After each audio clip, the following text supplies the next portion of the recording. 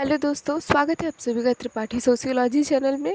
तो आज की इस वीडियो में हम लोग बात करेंगे जो हमारा फर्स्ट कोर्स है उसके सेकेंड यूनिट की बात हम लोग कर रहे थे मैक्स वेबर का। पीछे का वीडियो मैंने आप लोग को मैक्स वेबर का बायोग्राफी क्या है वो और उनका जो मेथोडोलॉजी था, उनका पद्धति शास्त्र क्या था उसके विषय में मैंने नोट्स दिया था आप लोग को।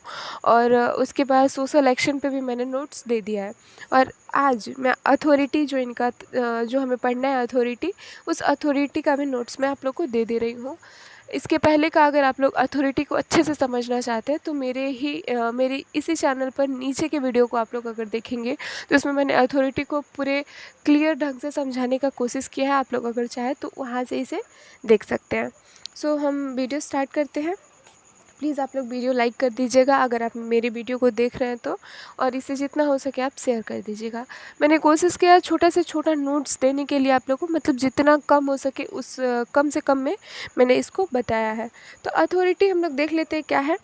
तो मैक्स वेबर के अनुसार समाज में अथॉरिटी मीन्स क्लियर हो रहा है कि सत्ता।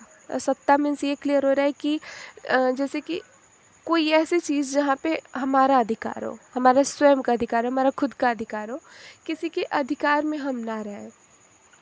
तो वही वेबर कहते हैं कि समाज में सत्ता विशेष रूप से आर्थिक आधारों पर आधारित होती है। जो सत्ता है वो आर्थिक आधारों पर आधारित होती है। जैसे कि अगर हम किसी मालिक की बात करें तो मालिक क्या चाहते हैं? मालिक चाहते हैं कि कम समय में उनका ज़्यादा से ज़्यादा कार्य किया जाए।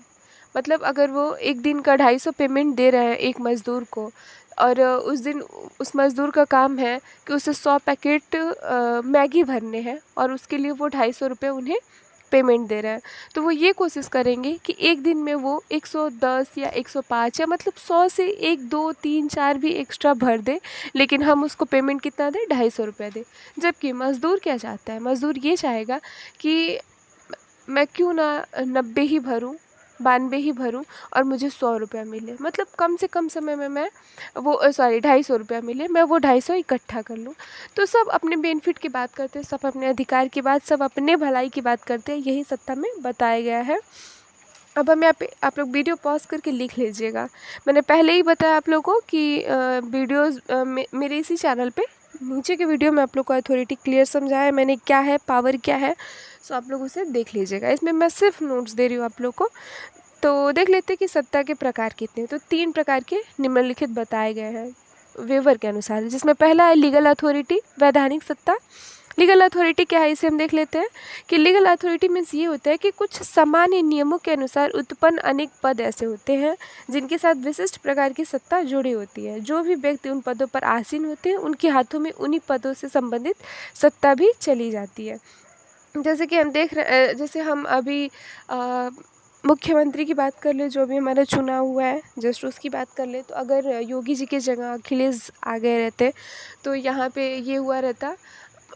सॉरी, हम नाम ना लेके हम किसी का अगर हम कहते हैं कि भारतीय जनता पार्टी के अलावा अगर समाजवादी पार्टी यहाँ आ गई रहती तो इसके पहले यहाँ पे भारतीय जनता पार्टी थी, लेकिन अब वहाँ पे उस सत्ता पे किसका कार्य हो जाता? समाजवादी पार्टी की। अगर वो जीत गई होती तो उसका कार्य हो जाता। तो इसी प्रकार उन्होंने सत्ता को बताया कि कुछ नियम होते हैं और उस नियम में जो भी चीज़ें हैं, जो भी बेनिफिट्स है, जो भी अधिकार है, जो भी पावर है, उस सत्ता से रिलेटेड अगर आप वहाँ से हटते हैं, आपकी जगह पे कोई दूसरा व्यक्ति आता है तो उसे भी सेम वही अधिकार, वही पावर, वही अथॉरिटी, सारी चीज़ें उसे मिलेगी। तो इसी की बात वो लीगल अथॉरिटी में कहते हैं। परंपरात्मक सत्ता में देख लेते हैं ट्रेडिशनल अथॉरिटी क्या है। तो इसे ट्रेडिशनल अथॉरिटी से सिंपल ही क्लियर हो रहा है कि इसमें ज़रूर किसी ना किसी परंपरात्मक रूप से आई हुए विषय में बात कर मतलब हुई होगी, जैसे कि पीढ़ी से पीढ़ी दर आता हुआ। अब अगर हम यहाँ पे उसका बात कर लें, पंचायतों की बात करें, जो पहले हमारे ग्राम पंचायतें होती थी, उसमें क्या होता था कि ग्राम पंचायतें अगर उनके जो ग्राम पंचायत हैं उनके बड़े बेटे जो हैं वो अगर वो एजेड हो गए हैं या फिर वो उस पद को संभालने के लायक नहीं, तो वो क्या करते थे? अपने बड़े बेटे को उस पद पर बैठा देते थे, आश्रित कर लेते थे। तो यही चीज़ इसमें बताया गया है कि कुछ विशिष्ट सत्ता मिल जाती थी। जैसे कि पितृसत्तात्मक परिवार में अगर हम देखें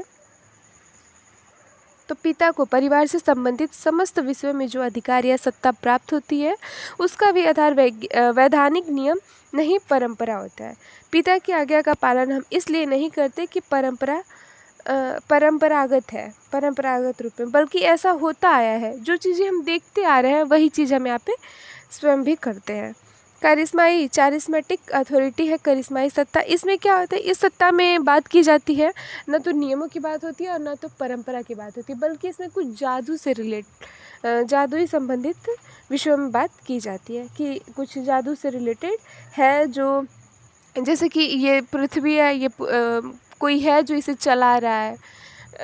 ये होता है ना कि पीपल के पेड़ का पूजा करना, वहाँ पे भगवान आते हैं। क्यों? क्योंकि हम क्या होते हैं कि हम जादू टोना और जो चीज़ें हम नहीं देख सकते, हम ह्यूमंस जो जिन चीज़ों को नहीं देख सकते, हम उस पे ज़्यादा ही विश्वास कर लेते हैं। जो हमारे सामने है हम उस पर विश्वास नहीं करेंगे, लेकिन जो हमारे आँख के सामने नहीं है हम उस पर विश्वास जल्दी कर लेते हैं। तो ये भी एक प्रकार की सत्ता होती है, चारिस्मेटिक सत्ता, करिश्माई सत्ता। तो 3 प्रकार के सत्ता हो गए, और सत्ता क्या है ये भी बता दिया मैंने। आप लोग वीडियो पॉज करके इसे लिख लीजिएगा। Thank you so much videos देखने के लिए। Please like and share and subscribe. Thank you so much.